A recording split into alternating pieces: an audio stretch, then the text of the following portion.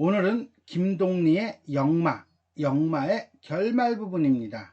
이별의 슬픔으로 한참을 알아눕던 성기가 기운을 차리고 결국은 역마살이라고 하는 운명에 순응하여 떠나는 장면이 되겠습니다.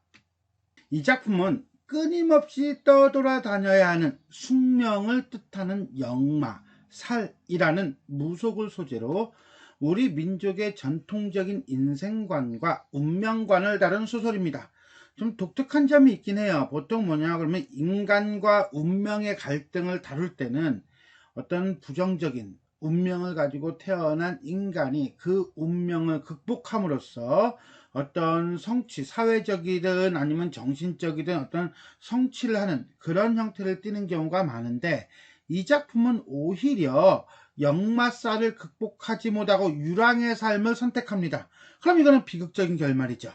그런데 이게 또 비극적인 결말이 아니라 긍정적인 결말이에요. 그래서 인물이 콧바람을 콧노래를 부르며 휘파람을 부르며 자신의 삶을 살아간다.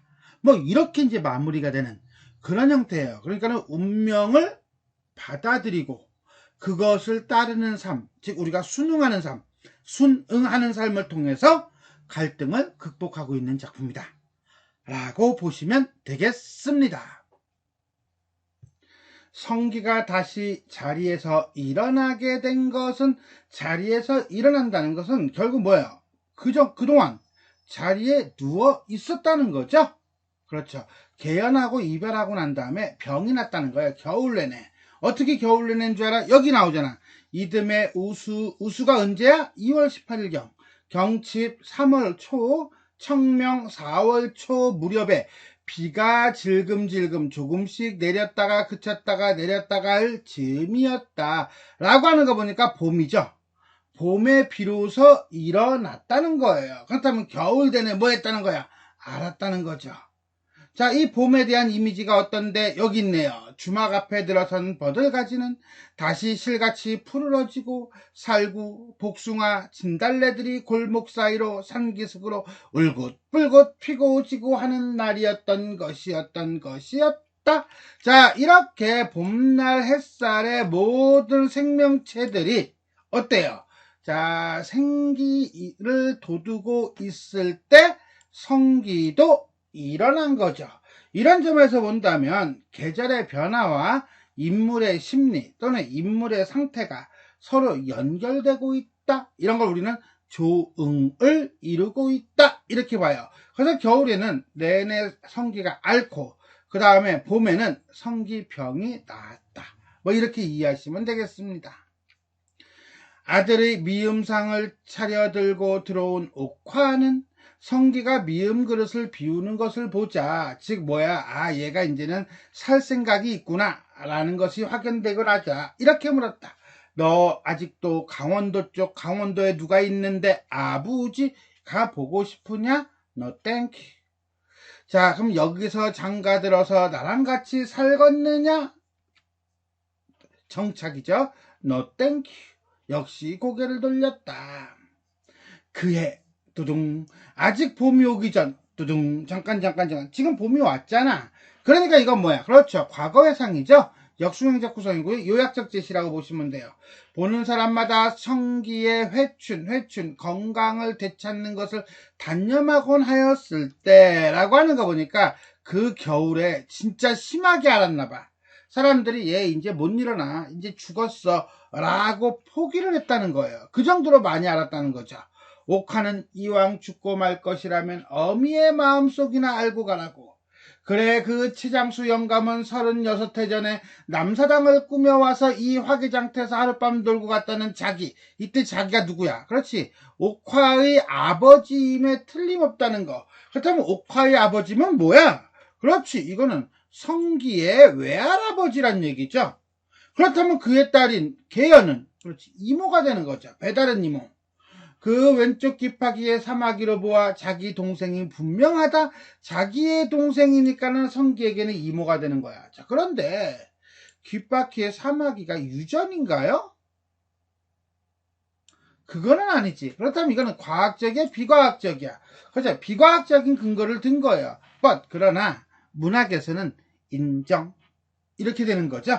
자, 현실에서는 이건 비과학적이니까 이게 언제든지 뒤집을 수 있는 거지만 문학에서는 인정. 이런 걸 우리는 뭐라고 하냐면 사이비 진술이라고 합니다. 어쨌거나 저쨌거나 어쨌거나 그쨌거나 간에 요 장면은 결국 뭡니까? 그래, 너가 성기한테 얘기하는 거죠. 네가 개연하고 안 되는 이유가 바로 뭐야? 네 이모야. 이렇게 얘기하는 거예요. 통사정을 하면서 자기의 왼쪽 귓바퀴에 같은 검정 상하마귀까지 그에게 보여주었다. 일종의 증거를 제시한 거죠. 결국 이 장면, 여기서부터 여기까지 이 장면은 어떻게 보면 자, 그의 봄이 오기 전에 있었던 과거의 사건을 제시해서 인물과 인물, 자, 옥하와 개연의 관계, 그 다음에 옥하와 그 다음에 최장수의 관계, 개연과 그 다음에 성기의 관계 등등등등등 인물들의 관계를 드러내고 있습니다. 자, 이 인물들의 관계를 조금 더 구체적으로 보고 싶으면요, 우리 앞에 자, 핵심 정리 부분이 있어요. 영상 중에 전체 줄거리하고 핵심 정리 그 부분을 보면 잘 나와 있습니다. 나도 처음부터 영감이 36회 전이라고 했을 때 가슴이 섬찟하긴 했다. 찜찜하긴 찜찜했다. 솔직히. 그렇지만 설마 했지. 그렇게 남의 간을 뒤집어 놓을 줄이야 알았겠니? 몰랐지. 그래서 하도 아슬아슬해서 불안해서 이게 긴가민가 불안해서 이튿날 악양으로 가 명도까지 불러봤더니 자, 이 명도예요. 이 명도가 원래는 발걸명자에다가 그림도자예요. 그런데 이걸 우리가 해석을 할 땐 이렇게 많이 본답니다. 뭐라고? 무당이 수호신으로 삼은 거울이란 뜻이 있대요. 그런데 그것보다는 태주, 마마 등을 앓다가 죽은 어린 계집아이 귀신을 또 명도라고 합니다. 주로 이제 점쟁이라는 의미로 쓰여요. 그렇다면 1번보다는 여기서는 2번이라고 보는 게 조금 더 낫습니다. 어쨌거나 간에 이것도 남의 속을 뻔히 들여다보듯이 지줄대다구나. 지줄대다라고 하는 것은 제잘거리다예요. 한마디로 점쟁이가 귀신 붙어가지고 니네 집에 옆에 지금 누구 왔지? 그 기집이 네 동생이야. 뭐 이렇게 다 얘기했다는 거죠. 아, 창피해. 망신만 했지. 옥하는 잠시 말을 그쳤다. 성기는 두 눈에 불을 켜듯 형령한 광채를 띠고 왜? 운명이잖아. 이건 어쩔 수가 없는 거야.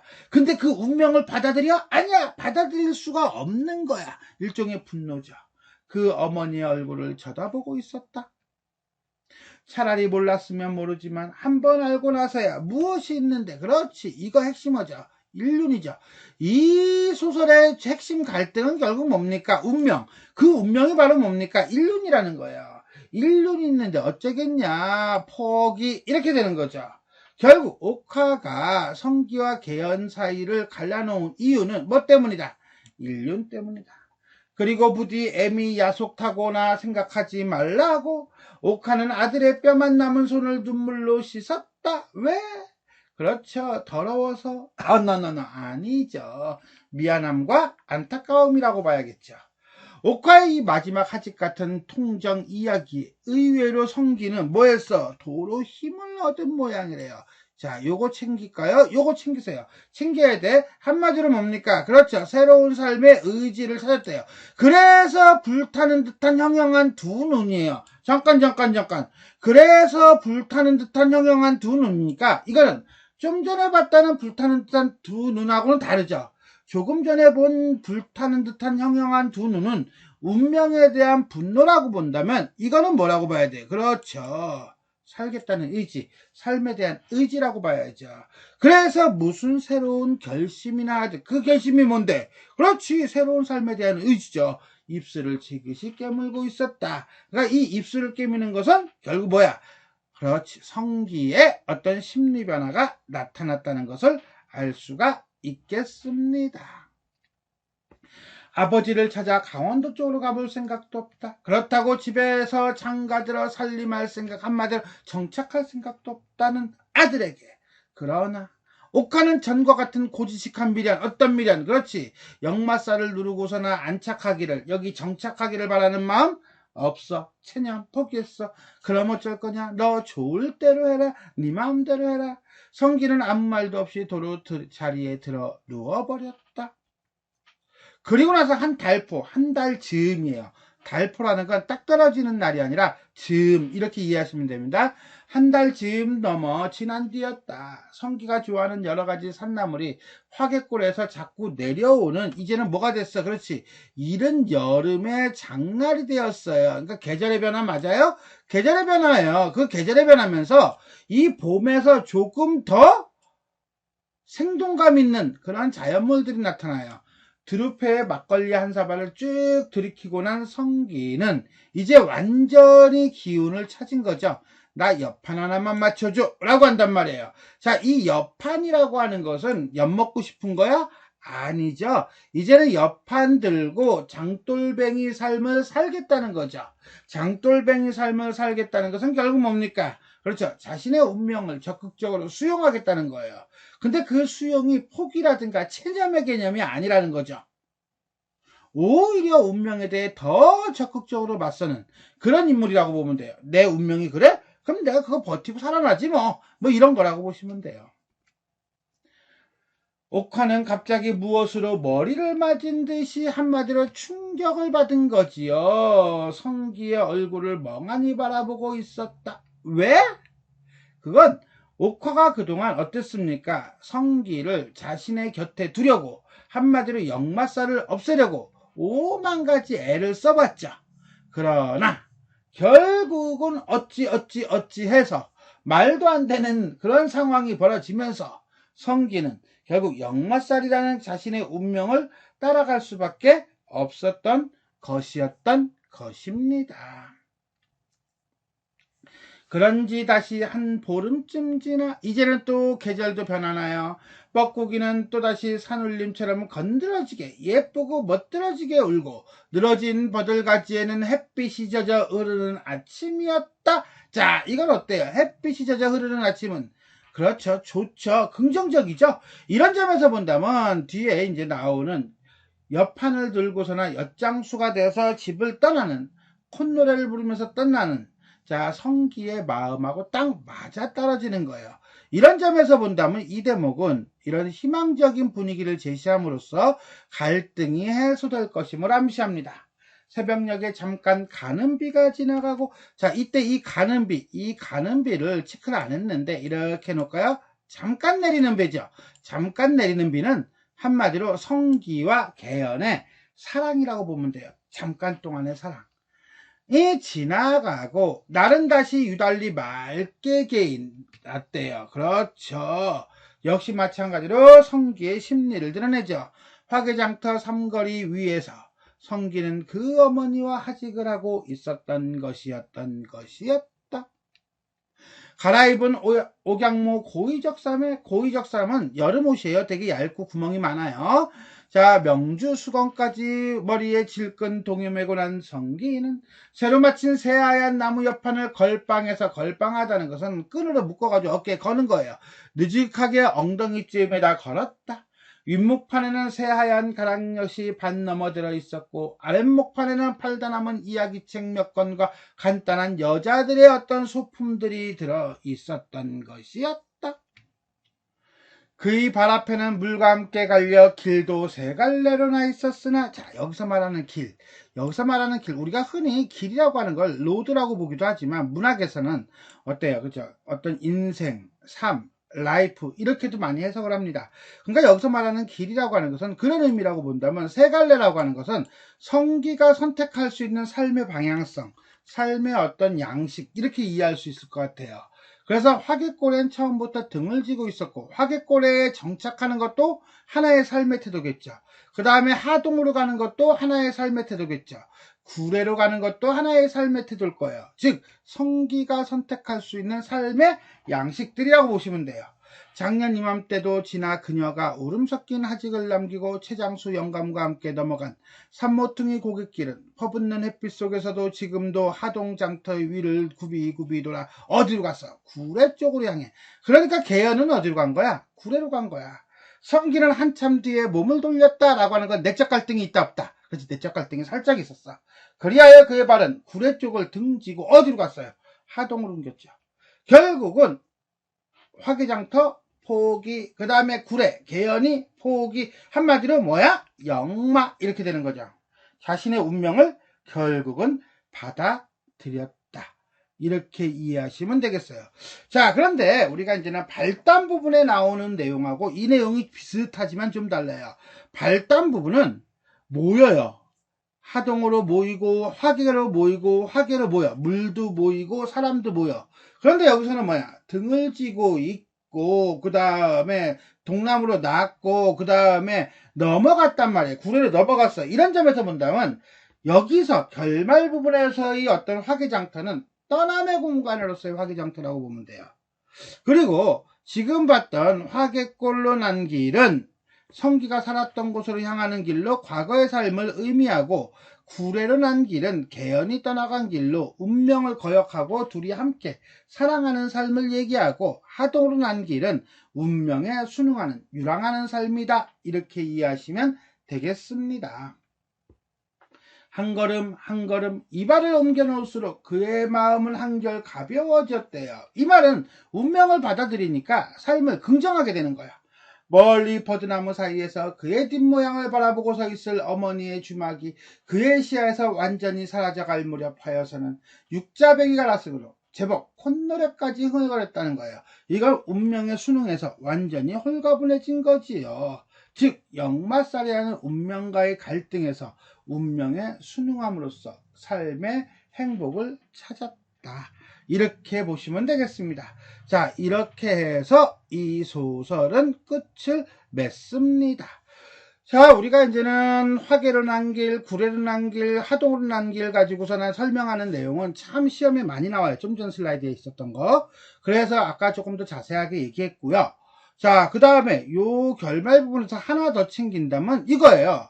자, 옥화의 고백이 이렇게 요약적으로 한 방에 제시되고 있어요. 차라리 어찌 본다면 저 명도 가서 명도에게 어떤 물어봤다가 망신만 당하는 장면을 직접적으로 보여준다면, 그러니까 대화라든가 뭐 점쟁이 나오고 이렇게 해서 보여준다면 훨씬 더 드라마틱할 텐데 왜 이렇게 압축적으로 제시했을까? 그것은 그거 자체가 중요한 게 아니기 때문이고, 이 대목에서는 결국 어떤 갈등 해소의 단서를 보여주기 위한 거예요. 그래서 해결의 실마리를 보여주려고 하다 보니까 필요 없는 건 다 버리고 필요한 것만 챙긴 거죠. 그래서 요 간략한 요 한 문단에 많은 이야기가 들어가는데, 일단 자신의 이복동생이 개연이라는 거, 그 다음에 성기 네가 사랑을 좌절할 수밖에 없는, 사랑이 이루어질 수 없는 이유를 얘기하고 있고, 그 다음에 성기가 결국은 기운을 차리고 새로운 결심을 하게 된 동기는 그렇죠, 운명이라는 거죠. 요 세 가지를 기본적으로 제시하기 위하여 이렇게 옥화의 고백이 요약적으로 제시되어 있다 라고 보시면 되겠습니다.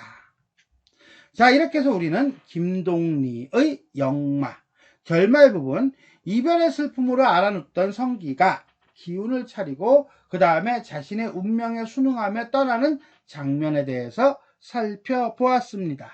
자, 지금까지 내용이 도움이 되셨다면 좋아요와 구독 버튼 눌러주시고요. 알림 설정 부탁드리겠습니다. 수고하셨습니다.